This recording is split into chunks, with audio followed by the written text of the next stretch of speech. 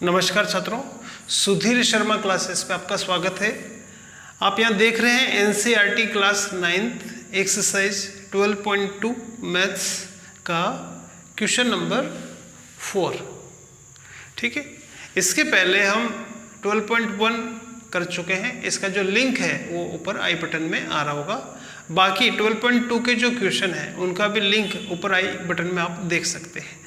आइए इस प्रश्न को समझते हैं कि एक त्रिभुज और एक समांतर चतुर्भुज का एक ही आधार और क्षेत्रफल भी समान है।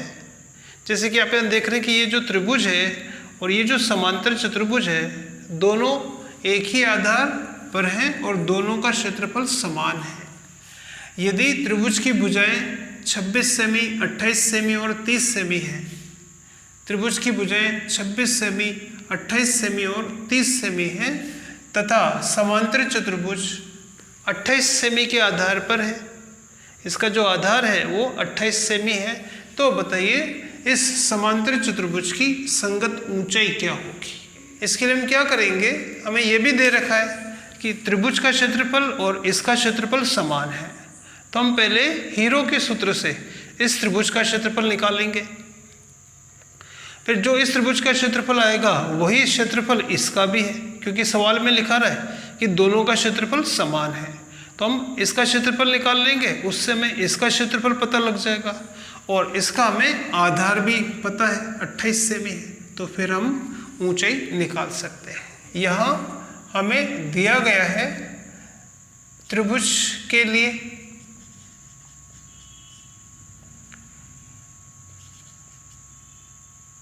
ए बराबर है 26 सेमी, बी बराबर है 28 सेमी और सी बराबर है 30 सेमी। जैसे कि आप जानते हैं कि हीरो के सूत्र से हम इसका क्षेत्रफल निकालेंगे, तो इस भुजा को हम कहेंगे ए बराबर, ये बी बराबर है, ये सी बराबर, इस लंबाई को हम कहेंगे सी बराबर। अब हम एस निकालेंगे। एस बराबर होता है ए प्लस बी प्लस सी बटा दो, यानी 26 प्लस 28 प्लस 30 बटा 2। 26, 28 और 30 को जोड़ेंगे तो आएगा टोटल 84। 84 में भाग देंगे 2 का तो आएगा 42। तो अब हम इस त्रिभुज का क्षेत्रफल हीरो के सूत्र से निकालेंगे। तो त्रिभुज का क्षेत्रफल निकालना है, तो इसका हीरो का सूत्र होता है s into s minus a, s minus b, s minus सी।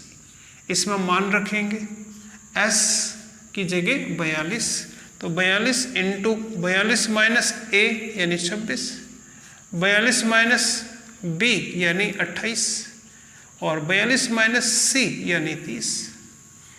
सरल करेंगे तो ये 42 इंटू 42 में से घटाएंगे 26 तो बचेगा 16, 42 में जाएगा 28 तो बचेगा 14 और 42 में से जाएगा 30 तो बचेगा 12। इसके गुणनखंड, हमें अब इसका वर्गमूल लेना है। ठीक है, तो इसका वर्गमूल लेने के लिए इसके गुणनखंड करेंगे। तो 42 के गुणनखंड हम लिखेंगे, क्योंकि यहाँ पे 14 मौजूद है, तो हम 42 को लिखेंगे 3 गुणा 14, 14 तिया 42। 16 का गुणनखंड हम करेंगे 4 इंटू 4, 14 को 14 ही रखेंगे। ठीक है, और इसको हम लिखेंगे 2 गुणा 3। हमें जोड़े बनाने, तो हम इस तरह से लिखा हमने। तो यहाँ हम देख रहे हैं कि एक तो 14 का जोड़ा बन रहा है, ठीक है, और एक 2 का जोड़ा बन रहा है, एक 3 का जोड़ा बन रहा है और एक 4 का जोड़ा बन रहा है। तो इन सबको गुणा करेंगे तो ये आएगा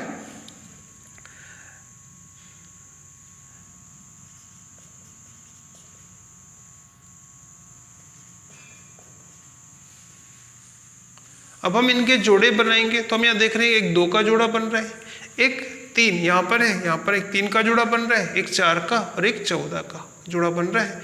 तो हमने रूट से बाहर ले लिया, जिनका जोड़ा बन गया वो रूट से बाहर आ गए। इनको सरल करेंगे, 2 को 3 से गुणा करेंगे 6, 6 को गुणा करेंगे 4 से तो 24 और 24 को 14 से गुणा करेंगे तो ये आएगा 336 सेमी स्क्वायर। ठीक है बच्चों, यहाँ हमने लिखा है 336 सेमी स्क्वायर। तो इस प्रकार हमने इस त्रिभुज का क्षेत्रफल निकाला और ये आया है 336 सेमी स्क्वायर। इसका क्षेत्रफल आया है 336 सेमी स्क्वायर। और प्रश्न ये कह रहा है कि जो त्रिभुज का क्षेत्रफल है वही समांतर चतुर्भुज का क्षेत्रफल है, यानी इसका भी क्षेत्रफल आएगा 336 सेमी स्क्वायर। दोनों का क्षेत्रफल समान है। अब हम आते हैं इस पर। अब हमें इसका क्षेत्रफल पता है, इसका आधार पता है, तो हम इसकी ऊंचाई निकाल सकते हैं। यहाँ तक आप एक बार नोट करें, ये ऐसा सवाल में दिया है। तो समांतर चतुर्भुज का क्षेत्रफल हमें पता है, इसका आधार हमें पता है, इसकी ऊंचाई बतानी है। और हम जानते हैं कि समांतर चतुर्भुज का क्षेत्रफल का सूत्र होता है आधार इंटू ऊंचाई, या ऊंचाई बराबर आएगा ये आधार भाग में आ जाएगा। तो इसकी ऊंचाई अगर हमें निकालनी है समांतर चतुर्भुज की, तो समांतर चतुर्भुज के क्षेत्रफल में आधार का भाग देंगे, ठीक है।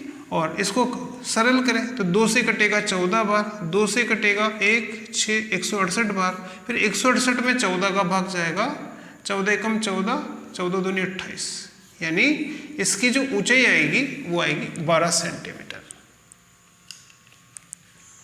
पांचवा प्रश्न बच्चों, एक समचतुर्भुजाकार घास के खेत में 18 गायों के चरने के लिए घास है। यदि इस समचतुर्भुज की प्रत्येक भुजा 30 मीटर है, बड़ा विकर्ण 48 मीटर का है, तो प्रत्येक गाय को चरने के लिए कितना क्षेत्रफल प्राप्त होगा। तो यह यहाँ पे प्रश्न ये है कि एक समचतुर्भुज है, घास का मैदान जो है वो समचतुर्भुजाकार है, यानी इसकी चारों भुजाएं बराबर है, हर भुजा की लंबाई 30 मीटर है और बड़ा विकर्ण है 48 मीटर। तो हमें ये बताना है कि अगर यहाँ 18 गायें घास चरती है तो एक गाय को कितना क्षेत्रफल मिलेगा। कुल मिला के हमें इस समचतुर्भुज का क्षेत्रफल निकालना है।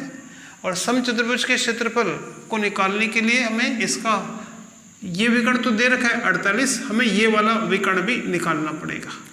इस प्रकार बच्चों इस समचतुर्भुज ABCD में भुजा दे रखी है 30 मीटर, प्रत्येक भुजा की लंबाई 30 मीटर है और ये विकर्ण जो है 48 है, ठीक है। और हम जानते हैं कि हमें दिया गया है कि भुजा तो है 30 मीटर और जो बड़ा विकर्ण है उस सवाल में 48 मीटर दे रखा है। और इसके जो दोनों विकर्ण होते हैं एक दूसरे को समद्विभाजित करते हैं समकोण पर, ठीक है। जैसे 48 था तो ये वाला विकर्ण इसको क्या करेगा, 24 आधा इधर 24 आधा इधर, यानी यहाँ से यहाँ तक आएगा 24, ये है 30 और ये कोण 90 डिग्री का। तो हम इस त्रिभुज को लेंगे COD में।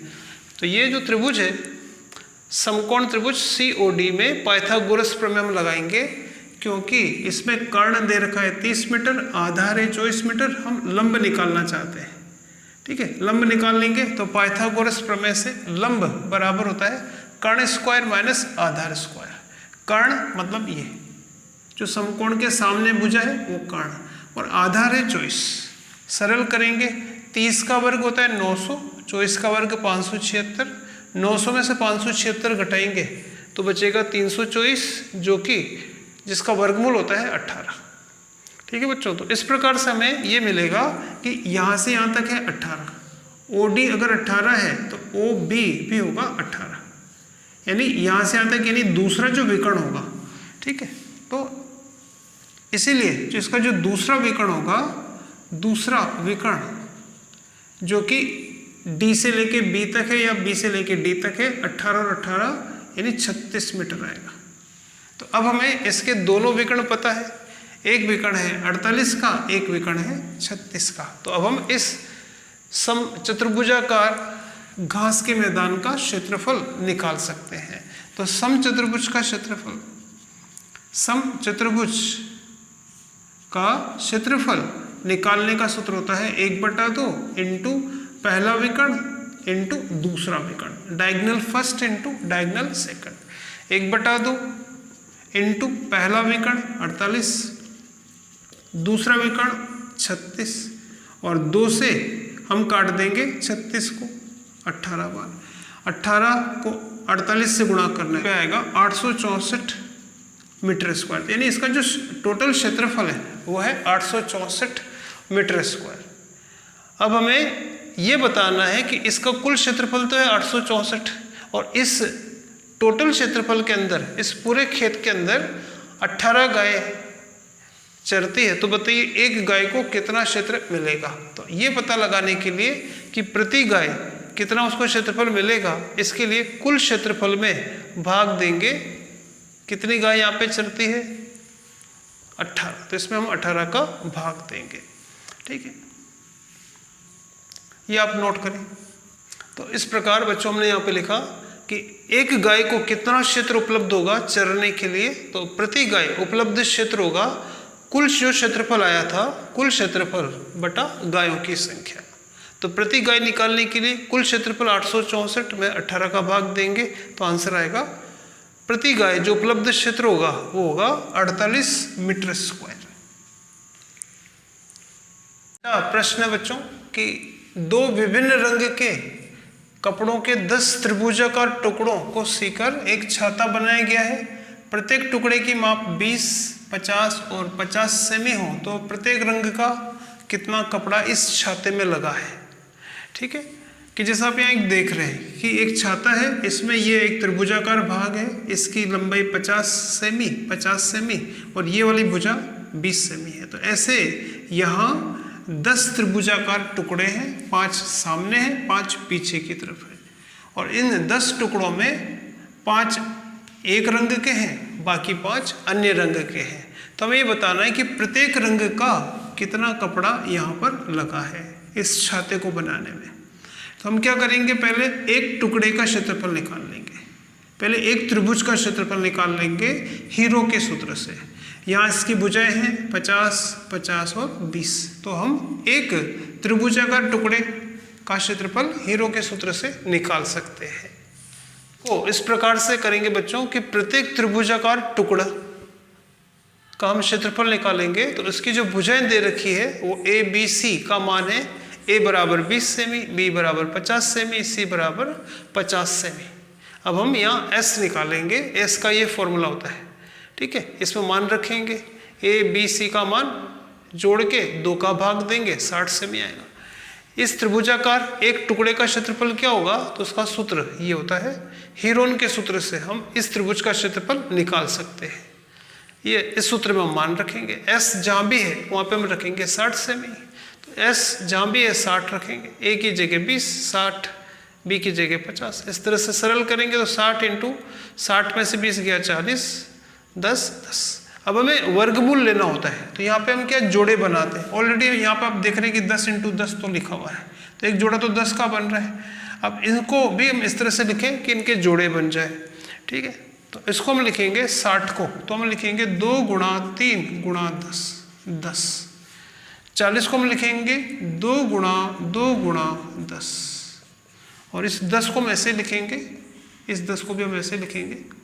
अब इनका जोड़े बनाएंगे, तो एक 10 का जोड़ा बन रहा है, एक 2 का जोड़ा बन रहा है, एक इस 10 का जोड़ा बन रहा है। तो जिनके जोड़े बन रहे हैं उनको हम बच्चों, तो यहाँ जोड़ा बन रहा है एक तो 10 का, एक जोड़ा बन रहा है एक और 10 का, एक जोड़ा बन रहा है 2 का, और यहाँ जोड़ा नहीं बन रहा है 2, इस 2 और इस 3 का, ये अंडररूट में रहेंगे। तो ये आएगा 10 को 10 से गुणा करेंगे 200 √6 सेमी स्क्वायर। तो प्रत्येक टुकड़े का क्षेत्रफल आएगा 200 √6। लेकिन वो कह रहे हैं कि प्रत्येक रंग में कितना कपड़ा लगा, और हर रंग में ऐसे 5 टुकड़े लगे हैं, तो एक टुकड़े का क्षेत्रफल ये है। तो आंसर आएगा प्रत्येक रंग के